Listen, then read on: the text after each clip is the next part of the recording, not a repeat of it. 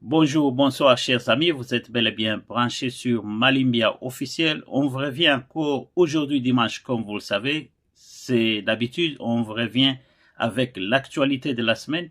Tout ce qui s'est passé au courant de la semaine, on va essayer d'analyser comme toujours avec notre analyse de la maison. Lui, il s'appelle Jacques. Jacques est déjà en ligne. Avant de commencer et d'entrer dans le vif de cette émission, je vous demande de bien vouloir vous abonner. Si c'est la première fois que vous venez à peine de nous retrouver, abonnez-vous et partagez cette vidéo et partagez et essayez de nous supporter et de nous encourager dans tout ce que nous sommes en train de faire. S'il y a des remarques et des suggestions à nous faire, vous êtes les bienvenus à nous les faire, mais avec beaucoup de modestie, parce qu'ici on éduque, on n'injurie pas, on est là pour s'entraider et on le fait pour le développement de notre pays. Merci beaucoup. Jacques, je pense que vous êtes déjà en ligne. Comment vous allez? Bonjour, bonsoir. Je ne sais pas, il est quelle heure là chez vous? Bonsoir. Il est 18h moins 10. Et voilà, tout va bien. En tout cas, merci Après la beaucoup. pluie, c'est le beau temps, comme on dit. Oui, après la pluie, c'est le beau temps. On va parler de la pluie aussi, de ce qui s'est passé à Kinshasa au courant de cette semaine. Comme sujet de notre émission aujourd'hui, on va parler de la visite des Fachi en France. On sait tous très bien que Félix Tshisekedi, notre président de la République, était en France. Juste après son retour au pays, on a vu Vital Kamerhe aussi 2 jours après, il est rentré en France. On va essayer de développer un peu ce qui s'est caché derrière cette visite de Vital Kamerhe. Et puis on va aussi essayer d'analyser sur les dossiers de ces fameux accords de Luanda. On ne sait pas juste ce qui s'est en train de se passer là-bas, mais ensemble on va essayer de décortiquer ça. Comme troisième point de notre émission, on va parler de la sortie médiatique du procureur de la République et de Constant Moutamba. Ce dossier aussi a fait couler beaucoup d'encre et de salive cette semaine. On va terminer notre émission avec l'inondation qui s'est passée à Kinshasa et en France. Eh bien, chers amis, je pense que vous êtes bien assis dans vos fauteuils, vous êtes sur vos petits écrans, vous êtes en train de nous suivre pour le moment. Jacques, si on peut commencer avec notre premier sujet. On sait que Félix Tshisekedi, notre président, était en France et il avait quitté les sommets de la France sans toutefois dire au revoir à son homologue français Macron. Et quelques jours après, on a vu Vital Kamerhe rentrer en France. Est-ce que vous pouvez nous analyser un peu, décortiquer sur le plan diplomatique, qu'est-ce que cela veut dire, qu'est-ce qui se cache derrière cette visite de Vital Kamerhe? Je, je dirais, à titre personnel, parce que je n'ai pas encore des sources très fiables, je dirais ceci. L'attitude du président de quitter le sommet de la francophonie en plein milieu, c'est aujourd'hui critiqué partout. Mais on critique très peu la raison pour laquelle le président avait quitté le sommet de la francophonie. Peu importe. Mais quand même, le jour suivant, le président français, il a expliqué l'omission dans son discours de ne pas citer le Congo comme étant un pays en conflit. Le président français s'est expliqué pour arranger cet incident diplomatique. Mais le mal était déjà fait de toutes les façons. Alors, puisque c'était un mal, ce n'était pas par hasard, mais c'était prémédité. Et le président a eu raison de partir, de montrer son mécontentement parce qu'il n'était pas concerné dans ce qui s'est passé là-bas. Parce que le Congo avait été omis par préméditation. Alors, qu'est-ce que le président devait rester faire là? Donc, quand le président prend cette attitude-là, il ne prend pas cette attitude-là à son nom personnel. C'est tout le Congo qui est engagé. Tout à fait. Dans ce que le président a fait. C'est le Congo qui s'engage à quitter, à partir, parce qu'il est allé là-bas en tant que qui? Il est allé là-bas en tant que la personne qui représente la RDC. Oui. Alors, ce jour-là, quand on a parlé, on a vu que la RDC n'était pas là. C'est ça qui veut dire que ça nous engage aussi le peuple. Alors, ça, c'est pas propre de constater que le président est rentré.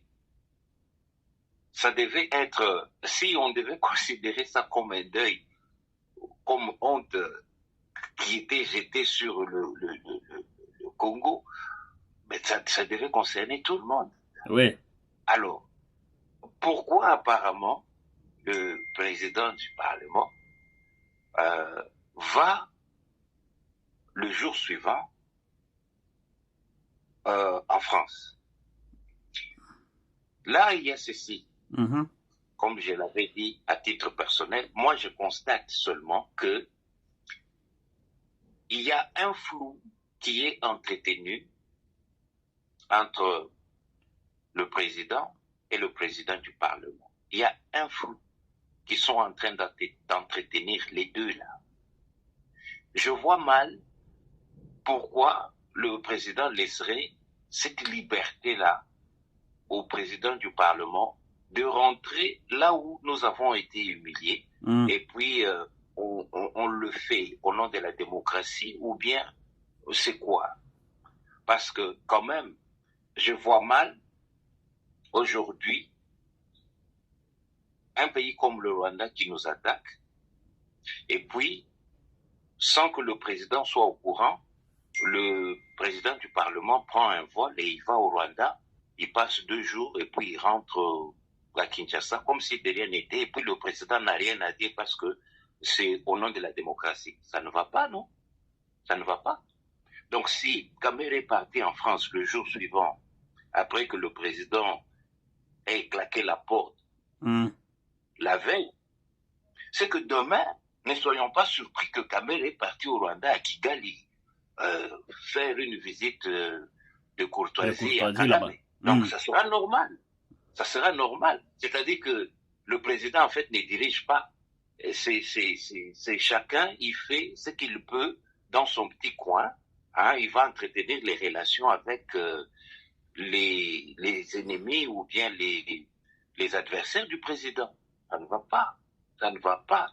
Du point de vue diplomatie, si on dit que c'est le président, après avoir claqué la porte, il a fait marche arrière dans sa tête, il s'est dit, oh, monsieur le président du Parlement, allez, Kendeko Sengelanga, pardon, et pas Yaba français. Si c'est ça, c'est que c'est grave, c'est que le président ne sait pas ce qu'il veut. Ça m'étonne de voir que quelques semaines après, c'est notre maman ministre qui est à Bruxelles, en train de s'expliquer auprès des Congolais. C'est très bien. Mais pourquoi nous avons le ministre de l'Information? Pourquoi nous avons un ministre de l'Information? Est-ce que ce n'est pas le moment de diminuer le nombre de ministres que nous avons? Parce que apparemment, le président, il fait la diplomatie à l'extérieur. Nous n'avons pas un ministre des Affaires extérieures. Nous avons un ministre de l'Information qui ne fait pas son travail, mais c'est maman ministre qui va là-bas. On dirait faire la diplomatie. Bon, alors, ces ministres-là, ils doivent perdre leur poste. Comme ça, on diminue un peu. Le ministre, le premier ministre, la première ministre, elle peut combiner certains rôles de ministre de l'Information, de ministre de l'Extérieur, de la coopération, tout ça. Elle peut le faire, même le président peut le faire. C'est pas normal, ça. C'est pas normal. On dirait que nous sommes en train de vivre. Pourquoi nous devons avoir cette attitude d'aller nous expliquer à l'Occident? Pourquoi? Magufuli, le défunt président tanzanien, il a dirigé son pays durant, je ne sais pas, 4 ans, tout le mandat en tout cas, avant même la fin de son mandat, tout le temps que lui a été président, il n'est même pas sorti pour aller au Rwanda. Non. Il n'est même pas sorti pour aller au Congo. Il est resté chez lui, il a travaillé chez lui jusqu'à sa mort. Vous avez vu ce qu'il a fait de la Tanzanie? Oui. Bon, pourquoi nous avons cette culture-là de toujours nous expliquer devant l'Occident, de toujours dire, ben voilà, nous ne voulons plus que vous continuez à nous manquer du respect, il faut nous respecter. Et cette fois-ci, allez, on claque la porte, on part. Mais le lendemain, nous sommes là encore avec les mêmes personnes que nous sommes en train de condamner. Quelque part, ça va pas, non? Il faudra que le Congo change son attitude. Ce n'est pas aux Congolais de dire à l'Occident de changer son attitude, mais c'est aux Congolais de changer notre attitude envers l'Occident. Avec ce que vous venez d'analyser là, est-ce qu'on peut dire que le président est en train de jouer à un jeu là qui n'est pas tout à fait clair, parce que on dirait qu'il y a quelque chose qui ne va pas, il y a quelque chose de louche avec notre président. Il joue à quel jeu? Pour que les Congolais quand même puissent quand même nous entendre et nous écouter. Oui, notre président joue à un jeu qu'on appelle le double jeu. C'est à cela qu'il joue. C'est un double jeu. Et ce double jeu va profiter à qui? Bon, on ne sait pas si c'est une façon stratégique d'ajuster ou de, comme on dit, affûter son pouvoir. Je ne sais pas. Mais j'ai comme l'impression que dans son attitude, il y a du chaud et du froid. Il chauffe et puis il ramène un peu de froid. Il y a cette attitude-là chez lui et apparemment, c'est pour consolider son pouvoir et à l'intérieur et à l'extérieur. Ça inquiète. Ça inquiète de voir que, bon, voilà, après ce que Kamere a fait, mais la présidence n'a rien dit. Non. Le ministre de l'Information n'a rien dit. Bon, voilà. La vie continue comme si rien de grave ne s'est passé. C'est étonnant, c'est écœurant. Moi, je pense que parfois le président agit pour que le peuple voie que, oui, j'ai fait un effort. Je suis en train de me battre. Je suis en train de faire ça pour le Congo. Mais en même temps, il ne doit pas décevoir ses amis occidentaux. En même temps, il doit plaire ceux-là et en même temps, il doit plaire ceux qui sont avec lui. Ouais. Donc, la politique, c'est quand même quelque chose qui est difficile à suivre. Ouais. Très difficile. Mais bon, voilà. Ce n'est pas aux politiciens de trouver des solutions aux problèmes du peuple. C'est le peuple qui doit se prendre en charge. C'est tout. C'est tout. La vraie victoire, c'est celle-là. Ce n'est pas espérer que, bon, le président est parti en Occident, quand il va revenir, il va nous amener des bonnes nouvelles. Ça, c'est quand on était petit, hein. Quand papa va en mission, on sait que, bon, quand il va revenir, on aura des chaussures, des nouvelles tenues, on sera bien. Il faut arrêter de rêver. Parfois, quand le président fait ces voyages-là, ce n'est pas vraiment pour l'intérêt du peuple, c'est pour son intérêt à lui. Parce que bientôt 2028 n'est pas loin. Hein? Tu vois? Donc, c'est compliqué. Il faudra que le peuple comprenne qu'il n'y a pas beaucoup à attendre de nos politiciens. En tout cas, pas du tout. Ça, au moins, il faut le dire. Il ne faut pas beaucoup attendre d'eux. Non. Le peuple doit se prendre en charge. Le peuple doit se prendre en charge, Jacques. C'est pour cela que nous sommes en train de sensibiliser. Nous faisons ces émissions ici pour aider les pays. Oui. On est en train d'aider nos autorités à prendre leur travail au sérieux pour qu'ils puissent quand même diriger nos pays, parce qu'on les a donné ces mandats-là de nous diriger. Mais on est en train de veiller aussi à nos peuple, à nos compatriotes aussi de se prendre en charge, comme vous l'avez dit là. Mais j'ai comme l'impression que nous, Congolais, nous sommes distraits quelque part. Parce que chaque fois qu'il y a des problèmes sérieux comme ça, et tu verras qu'il y a quelque chose à peine qui vient de sortir, et puis c'est toute une distraction là qui va distraire tout un pays, et on est habitué à tout ça. Alors c'est difficile de nous prendre en charge. Et jusque-là, je ne sais même pas où sont nos opposants. On n'en parle même pas. Est-ce qu'on a des opposants vraiment dans ces pays pour le moment? On ne sait même plus où est Martin Fayoulou. On ne sait même plus où est Moïse Katumbi. Je ne sais même pas s'il est de quel côté, s'il est dans l'union sacrée, s'il est opposant. On ne sait même pas qui est opposant. On ne sait même pas. Bon, moi je dirais, par exemple, si vous donnez l'exemple de Martin Fayoulou, à une époque, Martin Fayoulou avait appelé la population à descendre dans la rue pour manifester de je ne sais quoi. Et ils se sont retrouvés devant la commission électorale, 33 personnes. Vraiment. Bon, je sais pas, Martin Fayoulou représente quelle portion du territoire pour être appelé opposant. Opposant à quoi? On se demande. Bon, Moïse Katumbi, il sait, hein, il le sait, même si les Congolais, certains Congolais ont l'attitude naïve, mais Moïse Katumbi sait que les Congolais ne l'aiment pas pour qu'il soit leur représentant de je ne sais quoi. En fait, c'est un tout petit peu un peuple meurtri qui s'accapare ou qui veut emprisonner un homme soi-disant qui leur fait du bien. C'est parce que Moïse donne un peu de farine par là, il donne un peu d'argent par-ci, par-là, que ces gens sont accros à lui. C'est pas tellement parce qu'ils l'aiment comme leader ou comme opposant ou comme quoi. Non, non. C'est ce qu'il achète des consciences. C'est parce qu'il lui donne, il fait des petits dons par-ci, par-là, que ces gens-là ont l'air de lui donner ce soutien-là. Mais ce n'est pas ça en vrai. C'est pas ça en vrai. Beaucoup de gens disent, ah, mais les Katangais sont pas intelligents, est-ce qu'ils peuvent pas voir que Moïse, là, c'est un étranger? Oui, ils le savent. Ils le savent. Mais du moment que cet étranger-là arrange un temps soit peu leur malheur, vous voulez qu'ils fassent quoi? Mais ce ne sont pas seulement les Katangais qui sont derrière Moïse.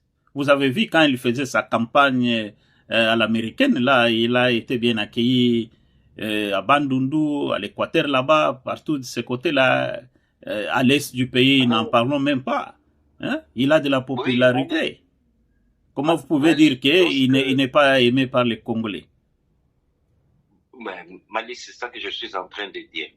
Est-ce que vous savez, est-ce que vous êtes au courant que Moïse est parti avec des milliers de matelas au Kivu pour donner aux déplacés de guerre qui étaient dans un camp qui est à 10 km de Goma. Il y a un camp là-bas.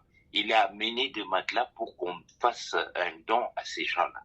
Malheureusement, l'armée congolaise et l'ONU, je crois, l'avaient repoussé. On avait interdit la livraison de ces matelas-là. Et voilà, les ONG, oui, les ONG sur place se sont plaints que, bon, voilà, ça c'est quelqu'un qui vient nous faire un don, vous lui refusez de l'accès au camp. Regarde, c'est pas la première fois que Moïse fait des choses par sa tête. En fait, il a amené des matelas sans prendre contact avec le gouvernement, sans prendre contact avec l'ONU, comme MONUSCO. Il y va seul comme ça, il dit, bah, il amène les dons, il va entrer dans le camp. Mais non, c'est un camp, Jacques, protégé. Pour ne pas vous couper la parole, comment chaque fois que c'est Moïse qui veut faire un don, lui il doit demander l'autorisation. Mais tous ces gens-là qui ont des ONG, qui vont à Goma là-bas à l'Est, est-ce qu'ils demandent l'autorisation à Kinshasa pour aller faire des dons là-bas? Parce que il n'y a pas longtemps là, Moïse voulait quand même se faire un petit aéroport là Donc, on lui a fait des problèmes, il fallait qu'il demande l'autorisation. Il a toujours fait des dons par-ci, par-là. Comment expliquer que pour livrer juste les matériels, il faut qu'il demande l'autorisation? Est-ce que vous pouvez nous éclairer? Il y a un protocole à suivre dans tout ce que vous faites. Même quand vous allez donner des dons, informez quand même au gouvernement. Parfois, le gouvernement a aussi le même projet. Vous pouvez vous associer avec le gouvernement. C'est important de vous annoncer. Vous ne pouvez pas juste aller faire des dons ou aller arranger des aéroports sans passer par le gouvernement parce que vous dites, vous faites du bien au peuple.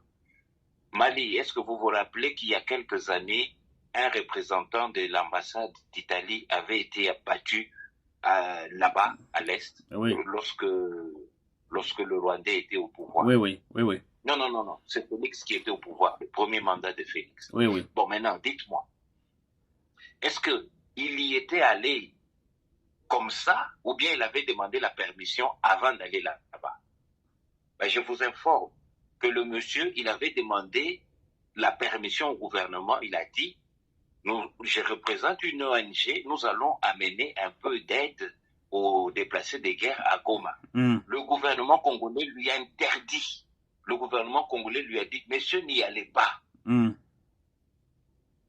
Mais lui, il a utilisé sa carte de diplomate, je sais pas, d'Italie. Il est allé là-bas. Vous avez vu ce qui s'est passé, non? C'est important.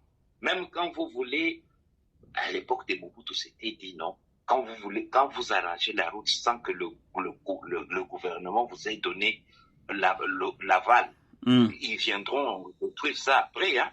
Et le gouvernement, il a le droit de le faire. Pourquoi ne pas juste passer par le canal officiel en disant, moi je suis un bienfaiteur, je voudrais donner des dons aux déplacés de guerre. Ça vous coûte quoi? Vous le faites par écrit. Le gouvernement ne va pas dire non, ne donnez pas les matelas aux gens. Non, mais quand vous le faites, vous voulez dépasser l'autorité. Ça veut dire quoi? Vous avez quelle intention derrière? L'intention derrière, c'était ceci.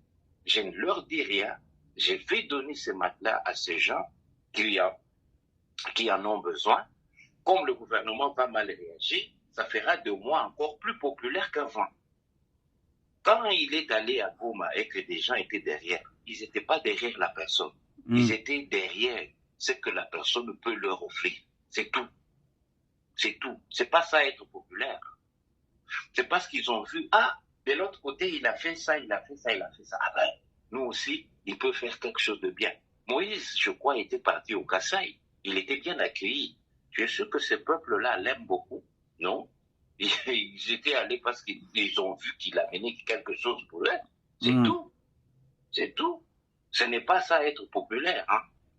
Ça, c'est acheter les consciences des gens. C'est tout ce qu'il fait. Moi, je ne pense pas que c'est un homme populaire. Il n'est pas populaire parce qu'il a une bonne politique pour le pays. Lorsqu'il y avait cette campagne à l'américaine, a-t-il donné son projet? Lui, est-ce qu'il a donné son projet pour dire, si nous sommes au pouvoir, voici ce que nous allons faire? Est-ce qu'il a donné ce projet-là? Non, pas du tout, il n'a pas donné ça. Donc, populaire, populisme, ce sont des vocabulaires qu'il faut encore revoir très bien. Qu'est-ce que ça veut dire? Populiste même. Vraiment. Donc, et moi, je suggère de ne pas appeler n'importe qui opposant. Parce qu'en fait, ce ne sont pas des opposants. En fait, c'est des gens qui ne veulent pas adhérer à la vision du gouvernement. Parfois, le gouvernement a une bonne vision pour le pays, puisque c'est un gouvernement que le peuple a mis là-bas. Donc, parfois, le gouvernement comprend même mieux les besoins du peuple, mais n'a pas les moyens. Alors, l'opposant profite de cette ambiguïté-là, soi-disant opposant, c'est-à-dire un filou, un malin, il profite de cette ambiguïté entre le gouvernement et le peuple pour aller au milieu, faire un truc, de manière à opposer le peuple avec son gouvernement. C'est tout ce que... C'est à ces jeux-là que Moïse a joué pendant très longtemps. Aujourd'hui, l'Église catholique le soutient en disant, mais lui, il voulait juste faire du bien à la population. Mais ils ne nous disent pas la vraie raison cachée dedans. Pourquoi le chauffeur de Moïse, lui, nous dit, nous avons caché des armes, nous avons enterré des armes par-ci, par-là, non loin de cet aéroport-là. Mais lui qui veut faire du bien au peuple, pourquoi il a des armes? Pourquoi il avait les armes enterrées dans sa ferme? Est-ce que c'est ça être opposant? C'est ça être opposant? C'est pas ça l'opposition. Ça, c'est une rébellion. C'est un rebelle. Ces armes-là allaient tuer qui? Pas le président, ça allait tuer le peuple-là que lui prétend aimer, soutenir. Tu vois que... Mais qu'est-ce qui prouve que c'est Moïse et ces gens qui ont enterré ces armes là-bas? Parce que jusque-là, l'enquête est tentée de... C'est le chauffeur. C'est le chauffeur de Moïse qui a dit, alors je vais vous montrer là où on allait cacher des armes. C'est le chauffeur qui a dit. Si le chauffeur a menti, que Moïse vienne nous dire que non, ce n'est pas moi, je ne suis pas mêlé dans cette histoire-là, qu'il vienne nous dire. Il n'a eu juste une visite de courtoisie de l'année. Et le soir, il était aux États-Unis. Pourquoi? C'est qu'il se reproche de quelque chose. Donc, avec ce qui s'est passé là, je comprends déjà que Moïse est allé maintenant en exil. Donc, avec ce pouvoir de Félix Tshisekedi, donc on aura tous les soi-disant opposants en exil. Franck Diong est déjà parti. Bon. On a l'autre aussi qui est du Bas-Congo là-bas. L'honorable là, il est aussi parti. Celui qui faisait des bruits là avec Franck Diong de l'autre côté.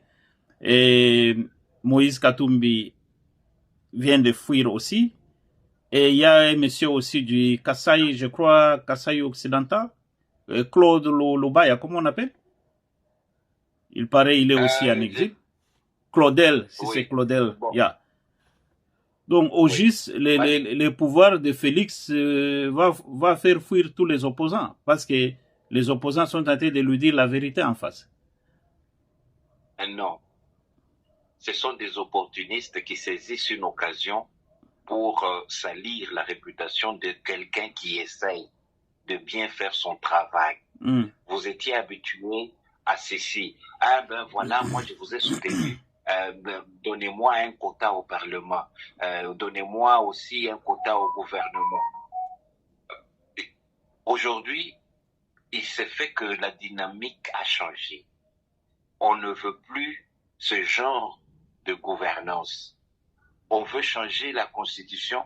Quelqu'un, dans sa tête d'opposant, il sait très bien que la Constitution que nous avons là, c'est pas une bonne Constitution. Elle n'évolue pas en faveur du peuple. Mais puisque je suis opposant, laisse-moi faire du bruit. Laisse-moi dire non, ou on ne change pas. Pourtant, c'est un intellectuel. Et qui se dit opposant.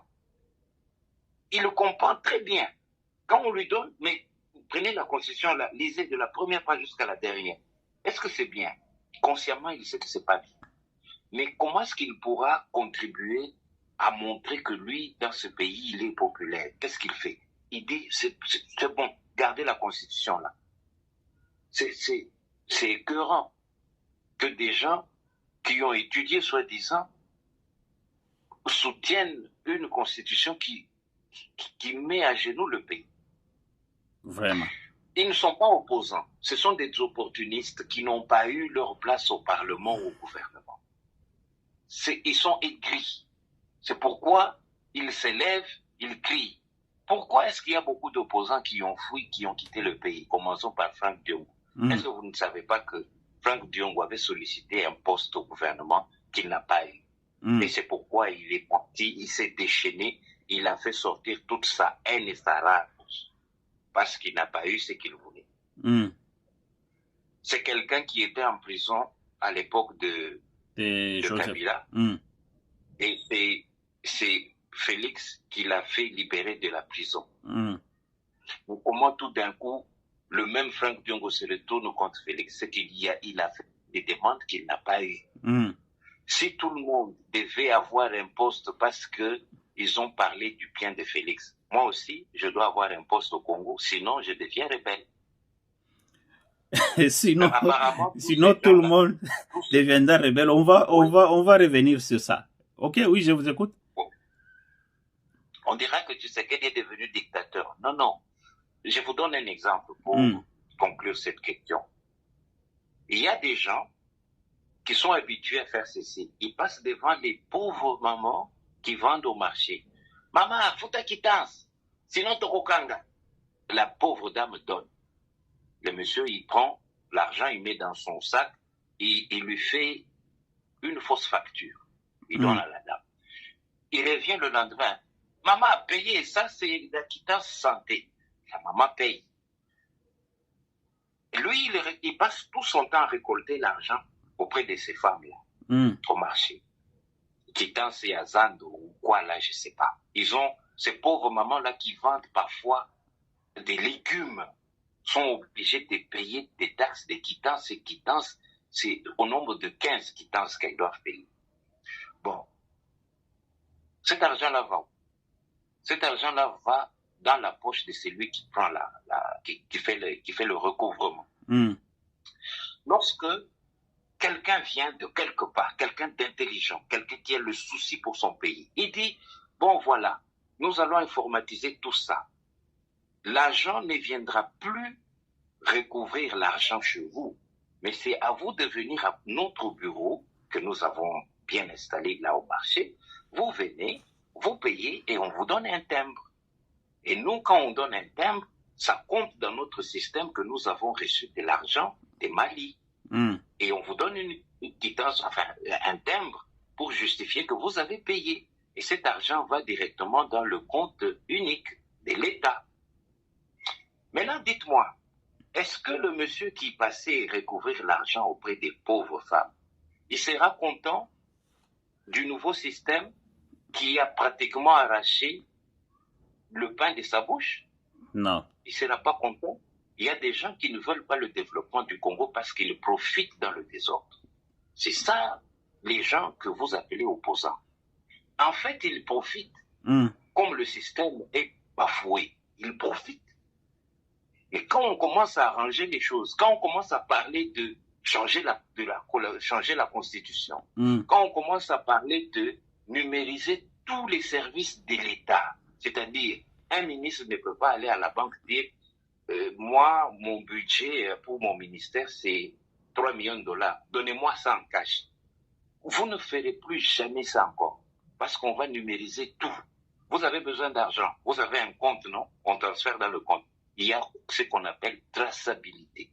Est-ce que ces ministres-là, ils sont d'accord que le président implémente ce changement-là? Non, ils ne sont pas d'accord. Nous avons déjà fait un dépassement des budgets de plus de 400 millions de dollars. Ça ne fait que 3 mois que Maire Toulouga est au pouvoir. 3 mois seulement qu'elle a nommé ces ministres-là. 400 millions de dépassement des budgets. Maintenant, s'il y a un système de traçabilité, chacun nous dira qu'est-ce qu'il a fait avec l'argent. Chacun pourra expliquer, mon mandat, c'était pour arranger le pont de telle ville.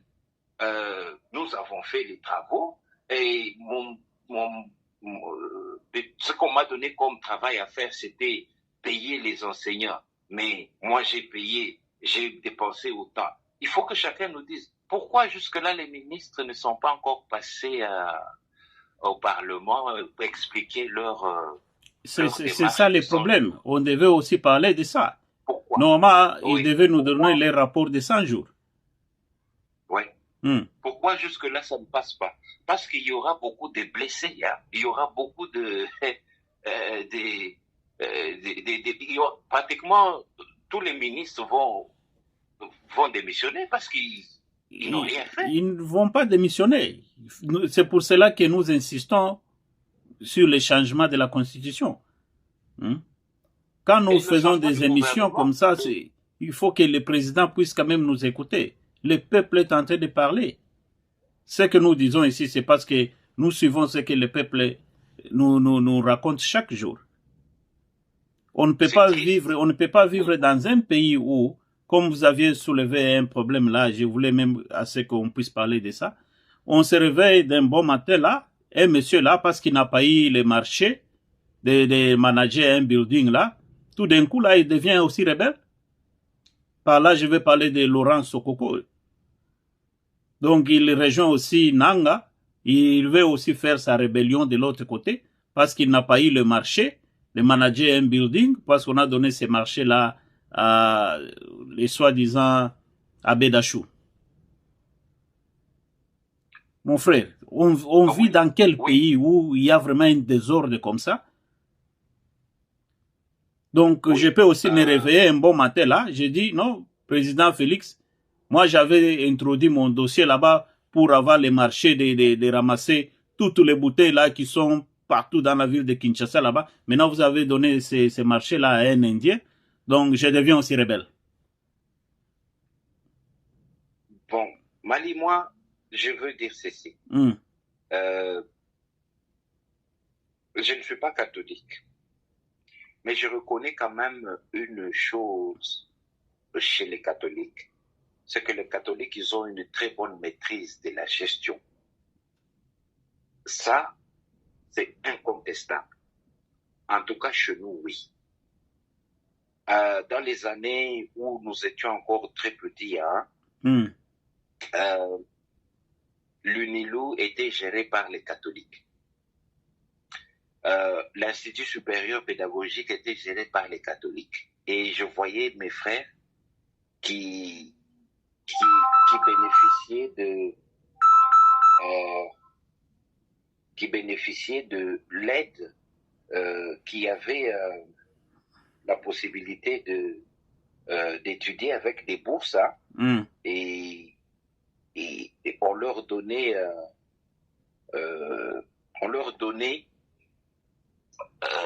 comment je peux dire, la provision ou la ration. C'était tellement beaucoup qu'ils nous amenaient même à la maison. C'était beaucoup, ils ne pouvaient pas tout terminer. Ils nous amenaient ça à la maison. Donc, je veux dire par là que les catholiques géraient tellement bien les choses et ils payaient les enseignants. Lorsque l'État congolais leur avait ravi cette responsabilité-là de l'UNILO, je pense que tu te souviens encore que l'UNILO n'avait pas de toilettes et qu'il y avait un truc qu'on appelait ligne 11 où les étudiants allaient se soulager. Oui, oui. Et il n'y avait pas de bancs à l'UNILO. Les étudiants en premier graduat, c'était comme dans une foire, se mettaient à même le sol. À l'université. Bon, c'est que quelque part, reconnaissons que quand les catholiques étaient aux affaires et qu'il y avait un cardinal conscient, ces gens-là, ils nous ont démontré qu'ils ont bien géré les affaires. Si le président peut être en mémoire de tout le bienfait que l'Église catholique a pu faire dans la gestion de certaines institutions, il a donné cette responsabilité à l'abbé, je ne sais pas qui. C'est-à-dire ceci. Même dans la boxe, on a vu Mike Tyson donner des coups sévères à son adversaire, des coups qui ont même mis l'adversaire KO. Et qu'est-ce qu'il a fait? Il est allé le relever et il lui a donné la collade. C'est que quelque part, il faut savoir accepter la défaite. Il faut savoir accepter que là, j'ai tenté, ça n'a pas marché, j'ai perdu. Si professeur Tchani devait avoir la même attitude que le coco là qui est parti joindre Nanga, mais professeur Tchani serait devenu aussi rebelle il y a longtemps parce qu'il a postulé comme président, mais ça n'a pas marché. Pourquoi il n'est pas allé en rébellion? Il devait aller aussi en rébellion. Vraiment. Il faut savoir accepter sa défaite. Entre donner le marché à ces prêtres catholiques et à un aventurier qui veut se faire connaître, qui veut faire le buzz pour qu'on sache qu'il existe. Mais il faut donner à celui qui vous a présenté un projet fiable. C'est comme ça, on étudie les dossiers des gens. Vous, on vous donne la responsabilité de cette école. Qu'est-ce que vous allez en faire? Mais si mon projet est mieux que le tien, pourquoi toi tu vas devenir rebelle? Qui a dit à ce monsieur-là que son projet à lui nécessairement devait être accepté? Pourquoi? Lui, il est qui? Bon, je veux juste comprendre les buts de sa rébellion. C'est pour devenir président ou bien c'est pour venir juste conquérir les bâtiments qu'il n'a pas pu gérer? Parce qu'au juste, on ne comprend pas. Les Congolais est devenu malade ou comment? Le but de sa rébellion, c'est ceci. Monsieur se rend compte que politique au nazo ça, là, ils ont aussi battu. Bientôt, là, je serai effacé de la carte. On ne parlera plus jamais de moi. Oui, il n'est pas politicien. Il n'est pas politicien. Laurent Sokoko, là, c'est quelqu'un qui est connu dans les affaires en Angola, là-bas. Il paraît, il est de père angolais, mère congolaise. Tu vois les gens qui veulent venir maintenant faire la rébellion. Pour faire quoi? Pour devenir président ou comment? S'il a un père angolais et une maman congolaise, est-ce que ce monsieur-là, vous pensez vraiment qu'il veut le changement de la Constitution? Il ne veut pas. Parce que la Constitution actuelle les arrange. C'est ça. Donc, c'est quelqu'un, il a regardé autour de lui, il a dit, Martin Fayulu, étranger. Moïse Katumbi, étranger. Kamitatu, étranger. Tel étranger. L'autre là qui est ministre des Travaux publics, j'ai oublié son nom, c'est un Rwandais. Il regarde, il dit, mais moi aussi, je peux prendre le risque. Je deviens aussi opposant, mais comment est-ce que je peux me faire connaître? Je vais me joindre à Nanga. Lui, il a même dit qu'il a appelé Nanga pour lui demander certaines informations et Nanga a confirmé. C'est-à-dire que lui, il est en contact avec Nanga. L'ennemi du Congo. Voilà. Est-ce que dans un pays normal, vraiment, on peut vraiment laisser... Dans un pays normal, ce monsieur-là est considéré comme un traître. Lorsque vous traitez avec celui qui agresse la nation, vous devenez aussi agresseur au même titre que lui. Que lui, oui. Bon, est-ce que le Congo a besoin aujourd'hui là? Est-ce que le Congo a besoin d'opposants? Allez, je vais vous dire un truc. Le Congo n'a même pas besoin que, quand le gouvernement prend une décision de faire quelque chose, de changer la constitution par exemple, que des gens comme Fayulu, Kamitatu et consorts s'élèvent pour dire nous allons marcher. On n'a pas le temps pour ça. Nous avons une agression à l'Est qui dure des années. En fait, ces gens-là qui se disent opposants devaient montrer leur patriotisme. Est-ce que vous vous rendez compte que ces gens-là, en fait, ce qu'ils veulent, c'est le pouvoir. Ils s'en foutent éperdument de ce qui se passe à l'Est du Congo. C'est pas leur problème. Vraiment. C'est pas leur problème. Ils s'en foutent. Ce qu'ils veulent, c'est le pouvoir. C'est tout.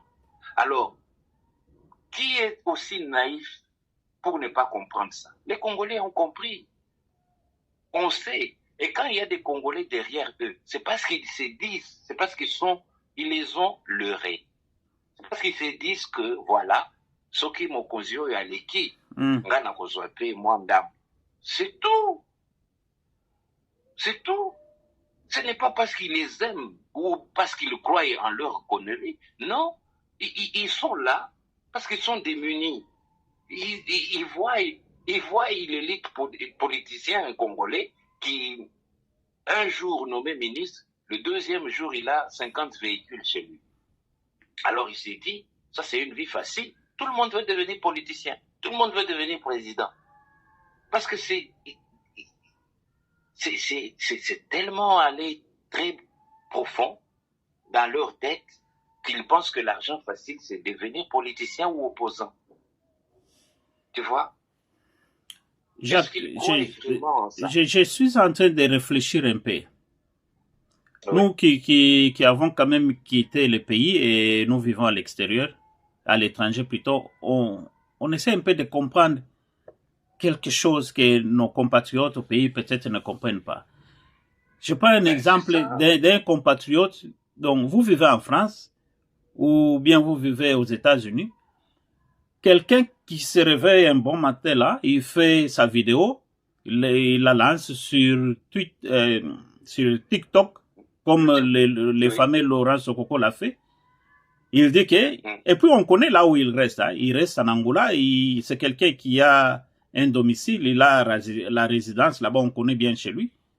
Et puis on les laisse comme ça, il fait des déclarations pareilles. Et c'est nous, encore la République, on va dans ces mêmes pays-là, en Angola, on a des accords là-bas avec les Rwandais, on a des accords à signer là-bas, avec comme médiateur l'Angola. Qu'est-ce qui se cache derrière tout ça? Est-ce qu'on nous respecte vraiment? Normalement, notre gouvernement devait collaborer avec l'Angola et puis on devait nous envoyer ces messieurs-là pour qu'ils puissent quand même venir comparaître.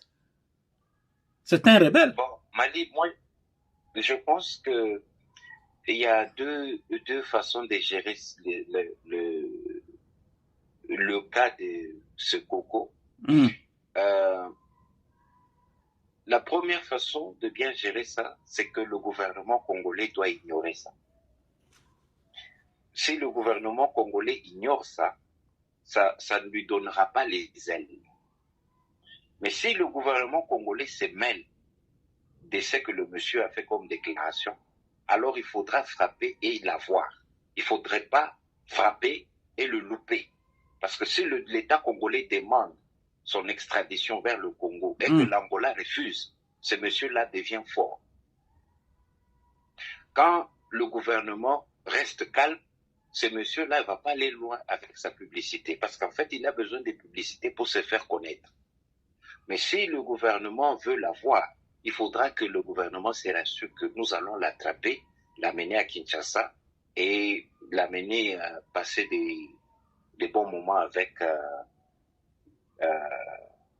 j'ai oublié le nom, l'ancien secrétaire de l'UDPS là.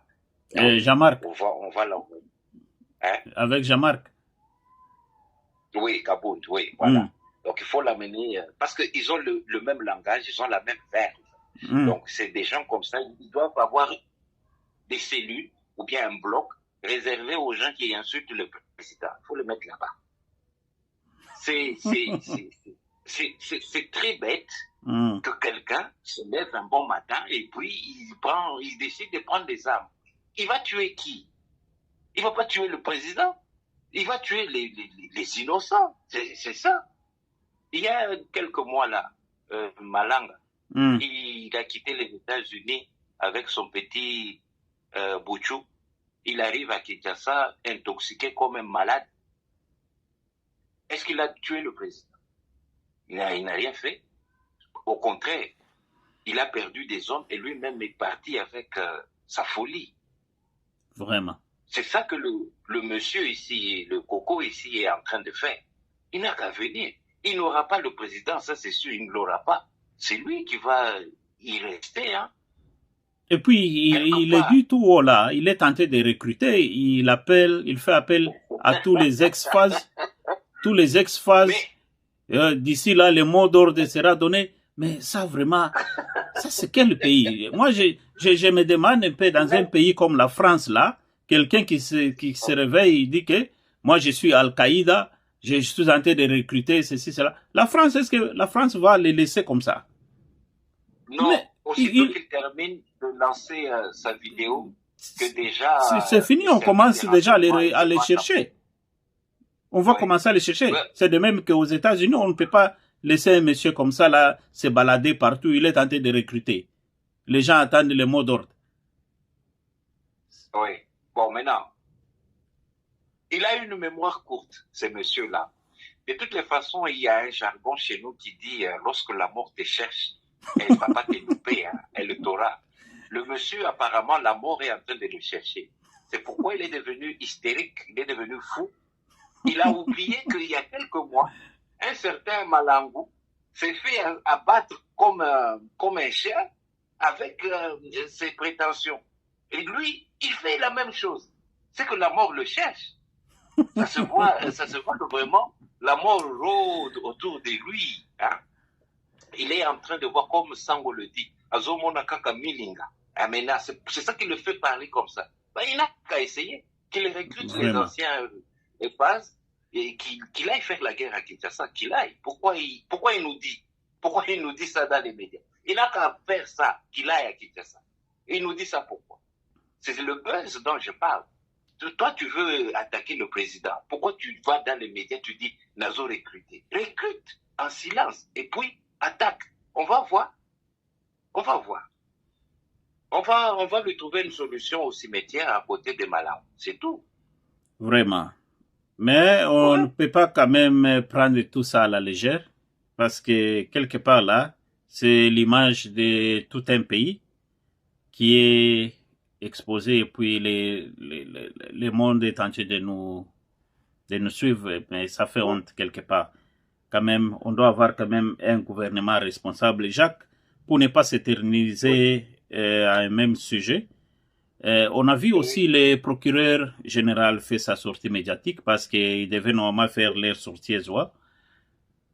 Et puis, j'ai comme l'impression que la guerre continue entre les magistrats, les avocats et les ministres d'État. Je vais jouer cette vidéo-là. On va entendre ce que le procureur général a dit avant de clôturer son discours.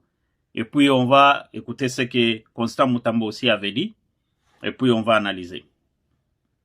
Je fais appel au magistrat suprême avec l'expression de mes hommages les plus déférents. Permettez-moi à présent, avant de clore mon propos, de survoler un petit aspect de la problématique de l'atteinte au principe constitutionnel de la présomption d'innocence à l'ère de nouvelles technologies de l'information et de la communication, où le tribunal du net fonctionne en plein régime, car il suffit d'être soupçonné d'un quelconque fait apparemment répréhensible pour déjà être condamné par la voie des réseaux sociaux en violation de tous les droits de la défense, comme l'a dit le procureur général tout à l'heure. Pareille dérive étant un délit de démocratie et de droits garantis à chaque citoyen.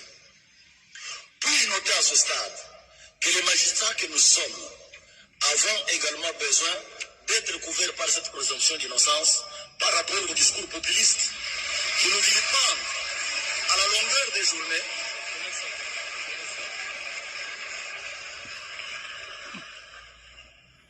Puis-je noter, disais-je, à ce stade, que les magistrats que nous sommes avons également besoin d'être couverts par cette présomption d'innocence par rapport au discours populiste qui nous vilipende à la longueur des journées, même s'il est évident.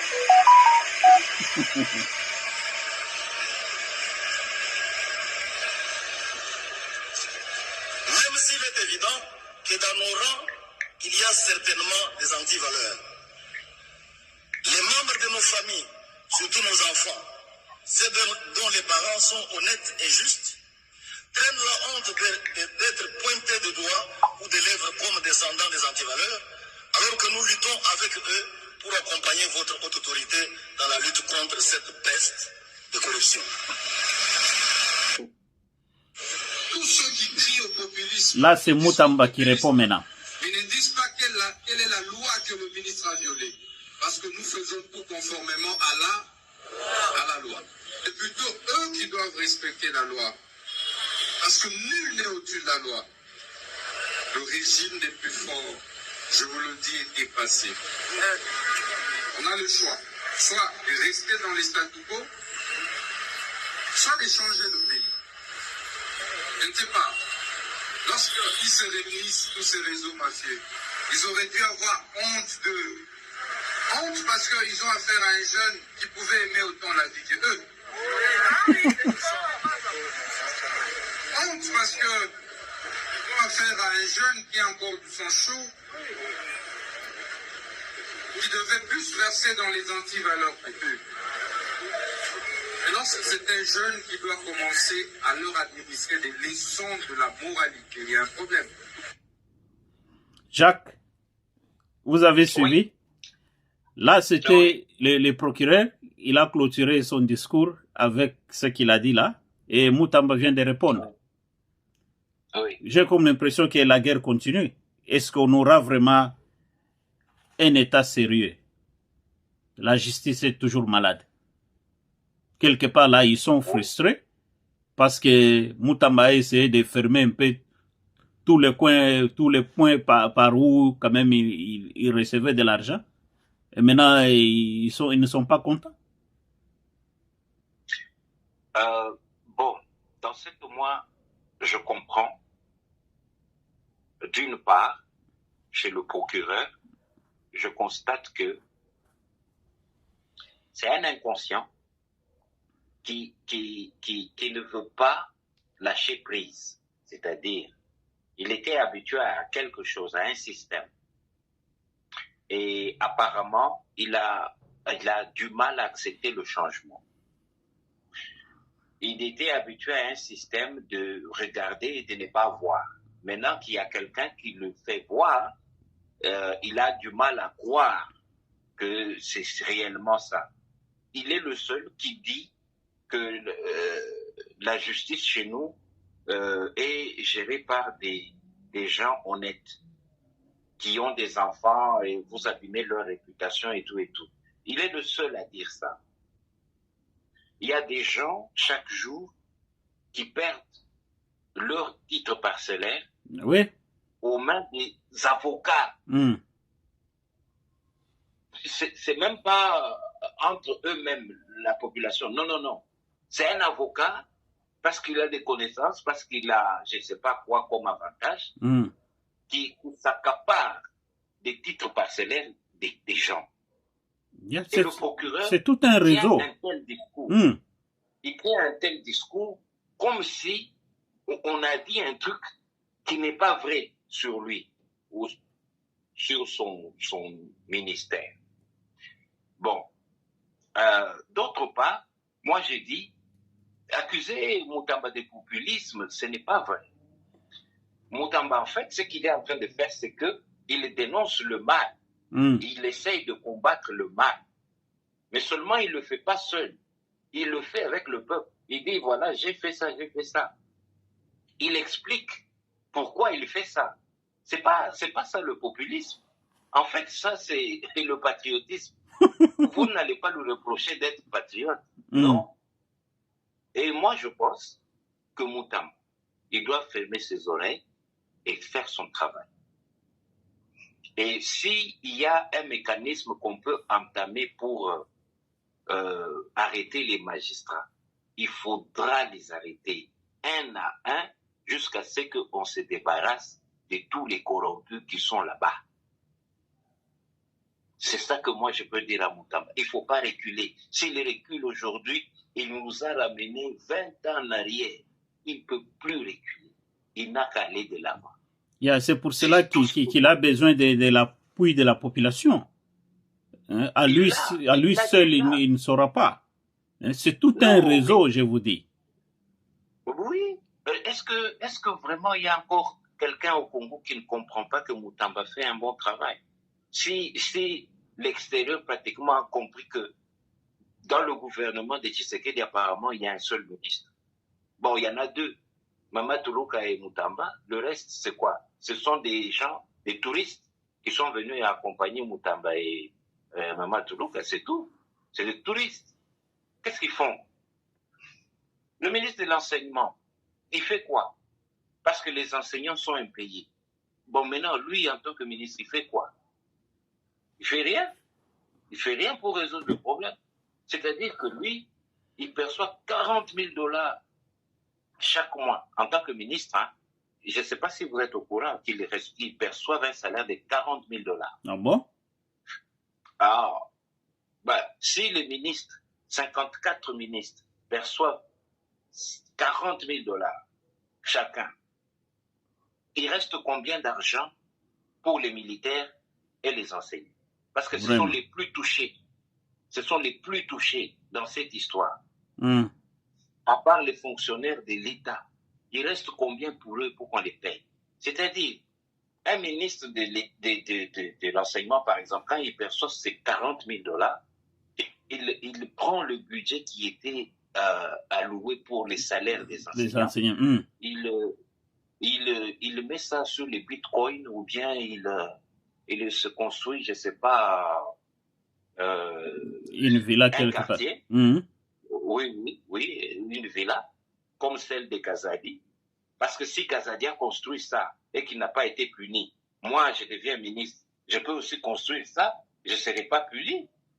Vraiment. Mais ils le font tous ça. Ils font tous ça. Bon, voilà. Est-ce qu'il faut continuer à applaudir pour de telles personnes? Je pense que non. Le président a dit qu'il allait faire un remaniement de gouvernement au mois de décembre. J'espère, hein. Il n'a pas dit juste pour le plaisir de le dire. J'espère qu'il va le faire. Et quand il va faire cette fois-ci, ça ne sera pas 54 ministres. Il faudra nous présenter 15 à 20 ministres. C'est tout. Mais là, il aura de sérieux problèmes. Il aura de sérieux problèmes. Hein? Tous ces gens-là qui l'ont mis au pouvoir, maintenant vont changer de camp maintenant pour devenir vraiment des vrais rebelles. Il aura de sérieux problèmes. C'est pour cela que nous devons juste pousser le président à passer vite au changement de cette constitution-là. C'est ça.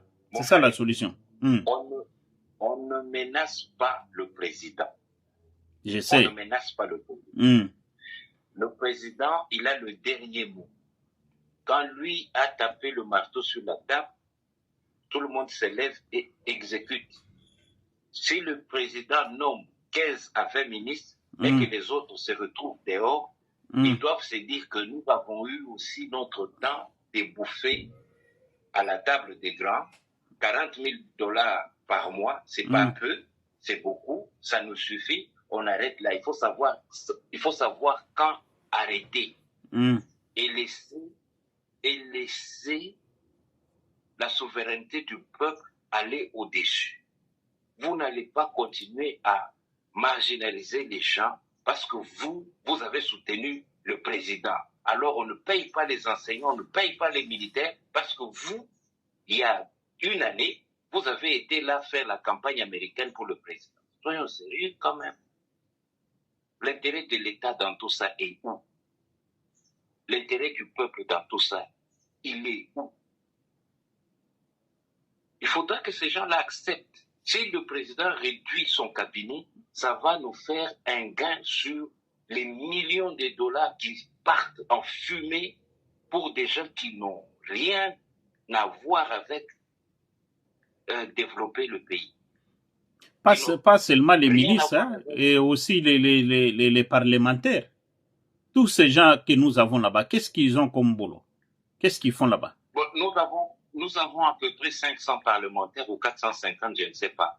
Moi, je pense qu'il faudra réduire ces trucs-là à 150 membres au Parlement. C'est pour cela. Et non seulement réduire à 150, et aussi, parce que nous avons 150 territoires, c'est symbolique, 145, c'est symbolique. Et aussi réduire le salaire de ces gens-là. Un parlementaire, il faut lui donner 4 000 à 5 000 $. Et puis on lui pose la question. Tu veux ou tu veux pas? S'il dit non, 4 000 les a manqués. On lui montre la porte, on lui dit sortez par cette porte, par la grande porte, pas la petite porte. Si vous voulez, vous restez au Congo comme investisseur, vous ouvrez une boulangerie ou bien une charcuterie. Si vous ne voulez pas ça, vous prenez votre femme, vos enfants, vous traversez à Brazzaville. On appelle ça aussi Congo. Si ce n'est pas ça, allez vers l'Est, traversez, allez à Kigali, parce que c'est le pays de vos grands-parents. Allez à Kigali. Si vous voulez aller dans la rébellion, allez vers l'Ouganda, vous allez rencontrer Nanga là-bas. Et Sokoko. C'est tout. Et Sokoko en Angola.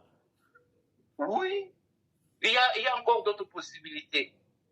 Ce n'est pas seulement au Parlement congolais. Au Parlement congolais, on veut des gens propres, avec une moralité propre. Vraiment. Le président ne va pas dire qu'il n'a pas le pouvoir de faire ça, parce que s'il le fait, les gens vont aller dans la rébellion. Mais il ne le fait pas déjà, ils sont en train d'aller dans la rébellion. Maintenant, il n'a qu'à le faire. Il n'a qu'à le faire. Il n'a qu'à le faire. Le président va continuer à être gentil jusqu'à quand? Jusque quand on va entrer dans sa maison et l'attaquer, c'est quand il va cesser d'être bon. Non. Et le président doit frapper maintenant. Il faut frapper. Il ne faut même pas que ça vienne de Moutamba. Ça doit venir de lui. Tu vois? Yeah, c'est ce que je ne comprends pas maintenant avec cet accord de Luanda là. On est tenté de se contredire.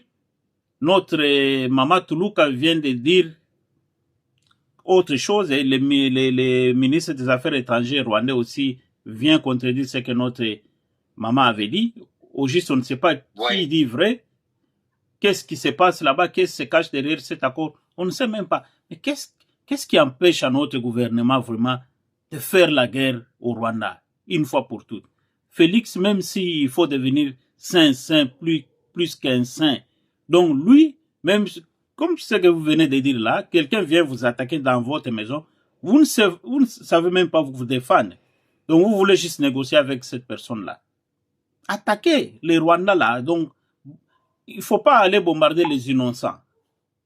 Avec la nouvelle technologie ici, on a tous les systèmes là, les drones là-bas, on peut voir la maison de Kagame. Kigali là, c'est un petit pays comme ça. On peut voir la maison de Paul Kagame à partir de Goma. On lance juste quelque chose là-bas, on attaque juste les Kagame, les Karege, les Garegerege, tous ces gens-là qui sont derrière Kagame. On n'a pas besoin de bombarder la population qui est déjà innocente. Oui, Mali, je veux dire, je ne crois pas, même si je n'ai pas de bonnes informations sur ce point-là, mais je ne crois pas que Kagame passe la nuit dans sa résidence officielle. Je ne pense pas.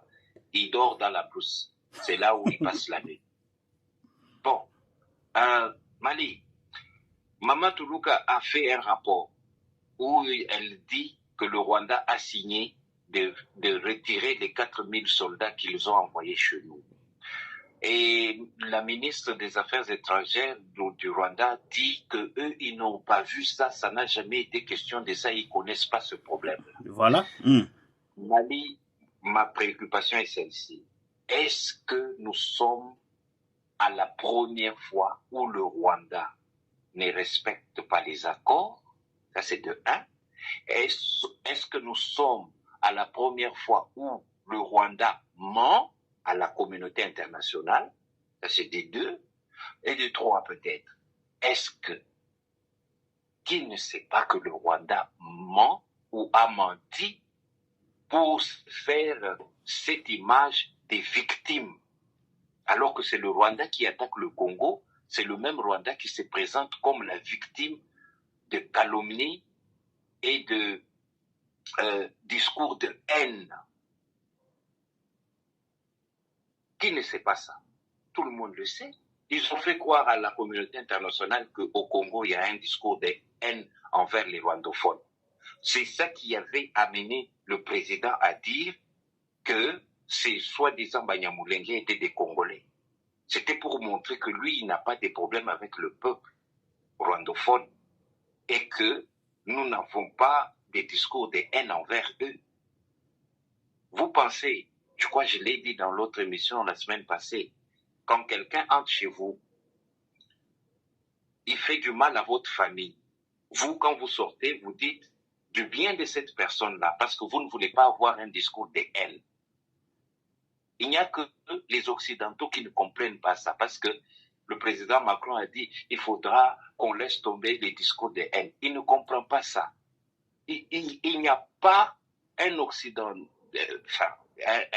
un Européen ou un Américain qui peut bien comprendre ce qui se passe à l'est du Congo. Il n'y en a pas. Et aller vers eux, demander de l'aide, demander ce qu'ils parlent du bien de nous, c'est une perte de temps. Mais pourquoi les gouvernements n'agissent pas? C'est ça le problème. Il n'y a que le Congolais lui-même qui comprend ce qui lui arrive. Et il n'y a que le Congolais lui-même qui peut se défendre. Dernièrement, on a vu les troupes de SADC arriver à Goma. On a dit à Bitumba Isili, est-ce que c'est fini? Il n'y a pas un peuple qui va accepter de quitter son territoire, venir chez vous, soit disant pour vous aider, vous. C'est-à-dire que lui, il se met devant, il meurt, parce qu'il est venu vous aider, vous, à recouvrir votre souveraineté. Ça ne se fait pas. c'est nous-mêmes les Congolais. Nous avons acheté beaucoup d'armes. Ce qui se passe, c'est quoi en Angola? La première ministre, elle a raison de dire ce qu'elle a dit parce que c'est ça la vérité. Nous sommes Congolais, nous allons écouter le discours de notre mère Toulouka. Et ce qu'elle a dit, c'est ça. C'est la version officielle des accords qu'il y a eu en Angola. Ce que la femme ministre du Rwanda a dit. Elle a dit ça pour le Rwanda, elle n'a pas dit ça pour nous. Elle a dit ça pour le Rwanda parce qu'elle doit montrer aux Rwandais la crédibilité de son déplacement vers l'Angola. Que non, ils n'ont rien à dire, ils se basent sur les propos des Congolais pour rassurer leur peuple. C'est un mensonge. Alors, comme eux, ils sont habitués à mentir, nous faisons quoi? Nous allons là-bas, on promet, on dit, nous allons faire ce qu'eux, ils ont demandé, désarmer les FDLR. Mais on ne va pas le faire. Eux, ils disent, oui, nous allons retirer nos militaires. Nous savons qu'ils ne vont pas le faire. Qu'est-ce qu'on fait? Nous, on continue à former notre armée. On continue à recruter. Le jour qu'on va attaquer, on va dire, non, nous n'avons pas attaqué le Rwanda. C'est chez nous. Nous sommes en train de faire le nettoyage. C'est tout. C'est tout. Si nous, on attaque une base de M23, pourquoi ça inquiète le Rwanda? Nous sommes en train de désarmer les FDLR. Ils n'ont qu'à nous laisser le temps. C'est ça qu'on est en train de faire. C'est les FDLR qu'on est en train de désarmer. C'est tout. C'est tout. Pourquoi ça les inquiète? Tu vois? Ça n'inquiète pas le Burundi, mais ça inquiète le Rwanda. Pourquoi? Le temps des discours, il est arrivé à la fin. Un point trait. Les discours, les accords, ce temps-là, c'est arrivé à la fin. Tout ce qu'on demande à Mère Toulouka, même comme elle est gentille là, c'est armer l'armée congolaise 3 fois plus et attaquer Bunagana. Attaquer partout où il y a ce M23. C'est tout. On n'a pas besoin de discours. Mère Toulouka a dit ceci, ministre des Affaires étrangères rwandais a dit ceci. Et après, ça fait quoi? Ça n'a rien fait. Nous devons attaquer, c'est tout. Le discours, c'est fini maintenant. Il faut attaquer. Jacques, nous sommes en train de chuter petit à petit. Je sais qu'on a beaucoup à se dire, on a déjà passé notre temps, mais on a beaucoup à se dire. Je pense que si jamais le président Félix Tshisekedi tombait sur cette vidéo, est-ce que tu peux lui dire un mot, vraiment, sur cette humiliation que nous sommes en train de voir du côté Rwanda, ces fameux accords et consorts? Dis-lui seulement un mot ce soir. Un mot, c'est celui-ci. Nous avons des drones. Nous pouvons lancer les drones, voir là où sont positionnées ces troupes-là. On fait une étude. Nous avons assez de munitions, assez d'armes. Faire un truc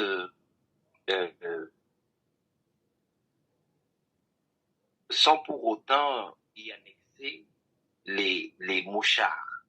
Parce que dans notre armée, le problème, c'est celui-là. Faire une attaque surprise, ne fût-ce qu'une attaque surprise, ça va soulager un peu le peuple. Faire une attaque surprise sur Bunagana. Depuis que Bunagana est parti aux mains des Rwandais et des Ougandais, le Congo n'a jamais rien tenté pour arriver là. Faire une attaque surprise, nous diminuer ne fût-ce que le nombre des M23 qui sont là-bas. Juste diminuer, même s'ils ne vont pas partir, mais diminuer. S'ils étaient 50 000, laissez même 10 000. C'est bon, c'est déjà bien. Le président doit arrêter d'être, comment je peux dire, on dirait passif, on dirait impuissant devant cette situation de guerre. Il doit tout faire. Moi, je conseillerais même le président à lire un peu quelques livres sur le règne de Churchill. Comment est-ce que Churchill avait organisé son armée pour le débarquement et libérer l'Europe. Il faudra qu'il lise ça. C'était pas facile. Et même le jour qu'il a décidé qu'ils attaquent, le climat n'était pas favorable pour eux. Mais ils ont attaqué et ils ont remporté la guerre. On ne peut pas toujours attendre, faire attendre parce qu'il y a des mouchards, parce qu'il y a ça. Non. même avec tout ça, on peut attaquer et libérer l'Est du Congo. Donc, au président de ne pas trop parler, mais de beaucoup agir cette fois-ci. Les discours, on en a assez. On en a assez. On en a. Je pense qu'il nous a suivis. Il a des stratégies. Nous savons qu'il a des stratégies. Mais maintenant, là, il faudra attaquer. Si le peuple voit que le gouvernement a attaqué et a libéré peut-être, je ne sais pas, Bunagana, mais les faits parleront d'eux-mêmes. Il n'aura plus besoin de faire des discours pour dire on a libéré Bunagana. Non, nous verrons que Bunagana est libéré, c'est tout. Il n'a même pas besoin de nous dire, il n'a même pas besoin de faire des discours. Mais quand le président passe 3/4 de son temps en dehors du pays, parce qu'il a voyagé, il est allé là-bas, il est allé là-bas. Non, mais on se demande, est-ce qu'il voit même ce qui se passe chez nous? Il doit arrêter de voyager. Il doit arrêter ça. Il doit s'occuper du pays. S'il veut voyager, il quitte Kinshasa, il va à Kisangani. Il quitte Kisangani, il vient à Lubumbashi. Il quitte Lubumbashi, il va au Kasaï. C'est ça. Il faut voyager, oui. Mais chez nous, là, il y a beaucoup de problèmes. Il peut pas aller chercher. Nous avons des problèmes au Congo, mais il va chercher la solution en France. Pourquoi? C'est quoi ça? Non. Ok, le message est passé. Je pense que il va vous écouter ce soir. Chers amis, abonnés de Malimbia officiel, merci beaucoup vraiment de nous avoir suivis. Nous vous demandons de bien vouloir vous abonner, partager cette vidéo pour que ça puisse vraiment arriver dans les oreilles de notre président pour qu'il puisse vraiment faire très attention. Le temps des discours est passé, maintenant il faut passer aux actions. Jacques, pour terminer cette émission, on ne va pas la terminer comme ça. On a tous suivi ce qui s'est passé à Kin. Il y a eu une très forte pluie à Kinshasa. Comme toujours, chaque année, dès qu'il y a des pluies, il y a toujours des pertes de vies humaines. Et comme nous, Congolais, on n'a même pas honte, on compare maintenant l'inondation qu'il y a eu à Kinshasa avec ce qui s'est passé en France. Vous vivez en France. Il y a eu une inondation là chez vous. Si vous pouvez nous dire si l'eau qui a stagné dans vos rues là-bas de France, si aujourd'hui cette eau-là donc traîne encore dans la rue, ou bien ça s'est déjà canalisé quelque part et parti. Mais à Kinshasa, on a encore des rivières par-ci par-là, et comme toujours, on a perdu des gens. Et nos autorités sont là.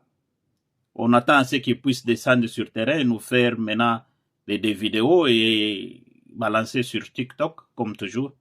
Et l'année prochaine, ça sera la même chose. Oui, Mali, d'abord, je voudrais dire, il n'y a plus encore des rivières qui coulent ici. L'eau qui était entrée dans la ville, c'est pas tout Paris de toutes les façons, c'est un quartier de Paris qui était inondé. Tout dépend de la position géographique de ce quartier-là.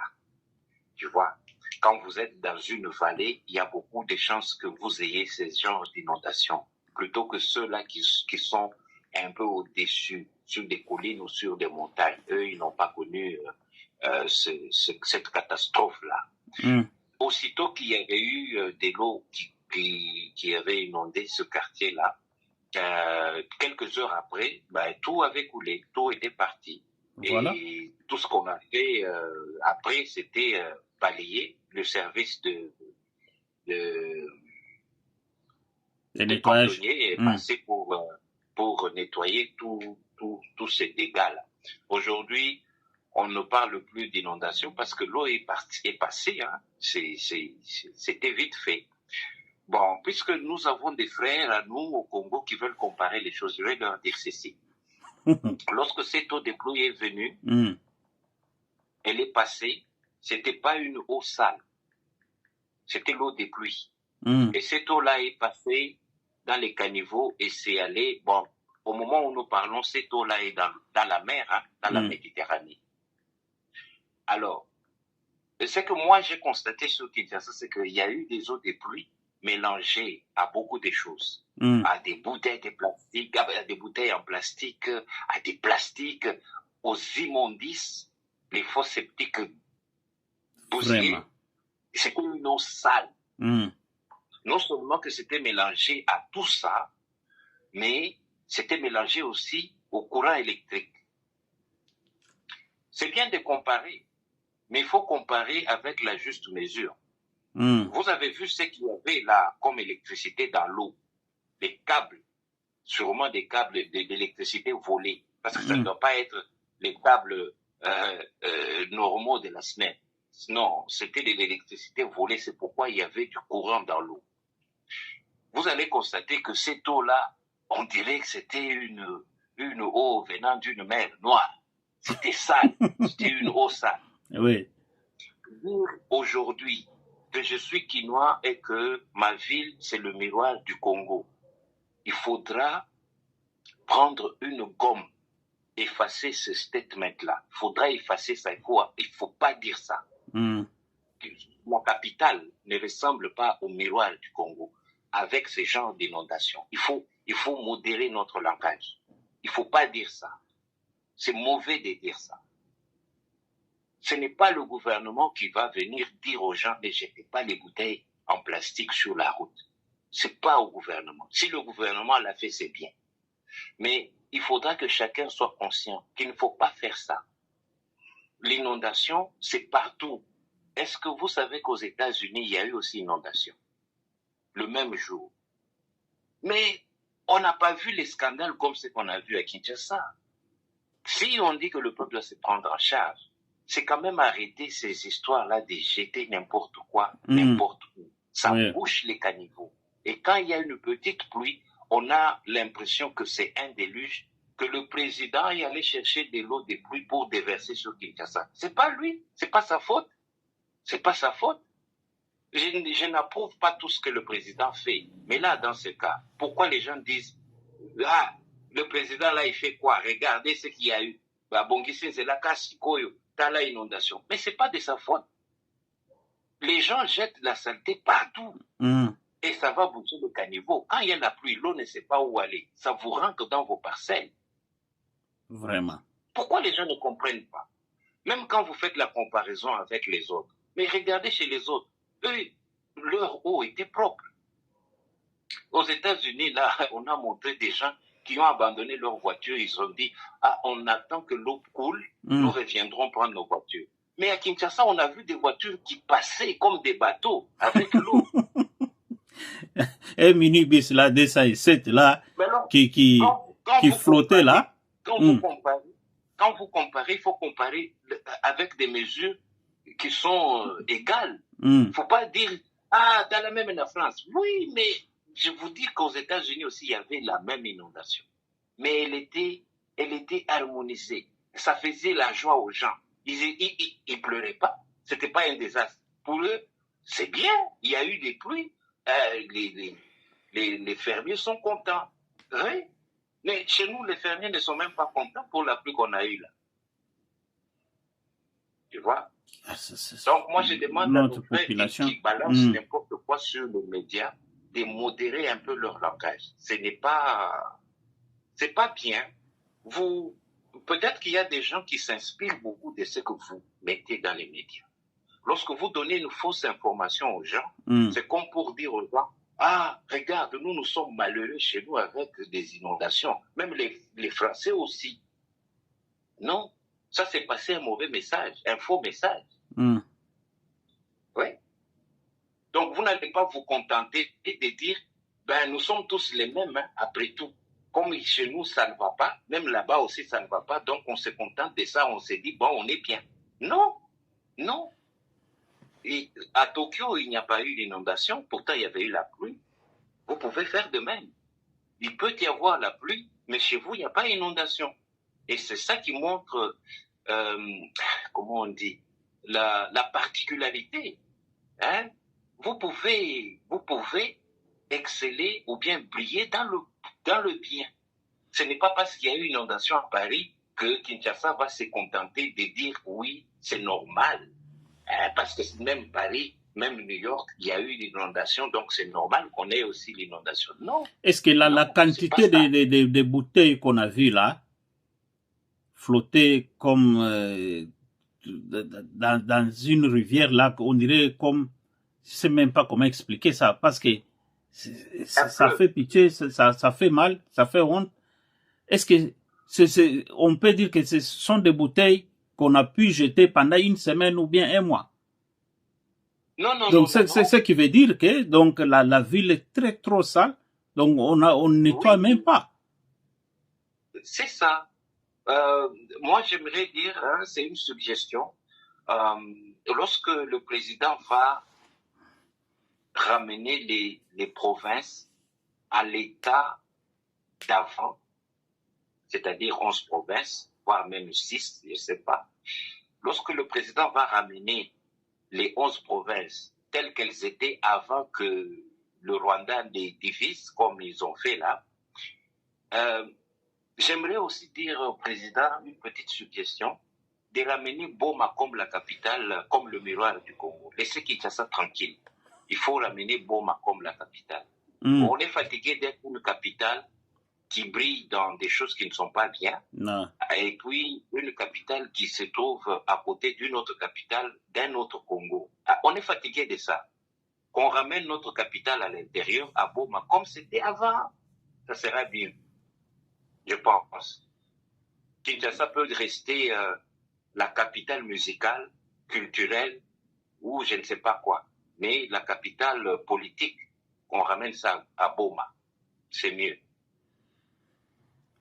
En tout cas, merci beaucoup, Jacques. Je pense qu'il vous a suivi ce soir. Vous n'avez pas été trop dur aujourd'hui, mais vous avez quand même analysé comme toujours. Je pense que le message est passé. Et ce que vous avez dit là, comme on l'a toujours dit, ça a des sens. Espérons que ça va entrer dans leurs oreilles. Je ne saurais pas terminer cette émission sans toutefois vous donner un mot de la fin et puis on clôture. Oui, Mali, c'est un plaisir de partager des idées et ça sera un très grand plaisir de savoir que des gens nous écoutent et apprécient de réfléchir ensemble avec. C'est très important. Si on reste calme, si on ne le dit pas, qui va le dire pour nous? Les médias rwandais ou bien le média congolais? C'est nous, les Congolais, qui devons écrire notre histoire à dit Lumumba. Oui. Donc, c'est à nous de parler sur des plateformes comme la tienne, de parler, extérioriser nos idées et voir comment on peut avancer. Et si nos dirigeants conscients, parce qu'il y en a des inconscients, mais si nos dirigeants conscients peuvent prendre ne fût-ce que le 1/5 de ce qu'on dit et mettre en application, ils auront résolu ne fût-ce qu'un problème. Oui. C'est ça le mot de la fin. Et c'est un privilège de parler sur cette plateforme et puis savoir que des gens nous écoutent. C'est vraiment un privilège. Et je remercie tous ceux-là qui nous écoutent. En tout cas, merci beaucoup. C'est à nous de vous remercier, Jacques. Vous êtes vraiment... donc, vous êtes vraiment un grand fanatique de cette chaîne parce que les gens vous réclament à chaque fois. Et des fois, ils me réclament même que pourquoi vous n'intervenez pas même 2 ou 3 fois par semaine. Je sais que l'emploi du temps ne le permet pas. Mais à l'allure où vont les choses, je sais que on va s'organiser et d'ici là, on va commencer à faire aussi les lives parce qu'il y a beaucoup de questions que les gens me posent. Je ne saurais pas les répondre seuls. C'est à vous qu'ils adressent toutes ces questions. Je pense que prochainement, vous serez dispo pour répondre à toutes leurs préoccupations. En tout cas, merci beaucoup vraiment. Bonne soirée là chez vous. Merci. Au revoir. Au revoir. Chers amis, nous sommes presque arrivés à la fin de notre émission. Si c'est la première fois vraiment que vous venez à peine de nous retrouver, nous vous demandons de bien vouloir vous abonner. Abonnez-vous massivement. Aimez la vidéo.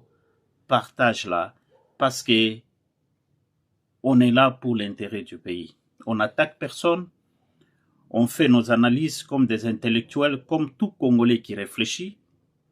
Nous réfléchissons ensemble, nous analysons, nous essayons de voir plus loin ce que peut-être vous ne voyez pas, Moi, je peux le voir, Jacques peut le voir, et puis c'est comme ça qu'on partage les idées, comme tout intellectuel qui se respecte.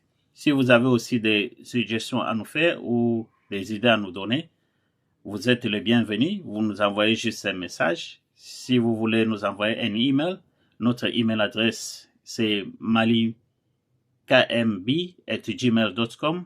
Donc vous êtes les bienvenus, ou soit vous nous laissez juste un commentaire et puis on va vous répondre. Merci beaucoup et à la prochaine. Bye bye.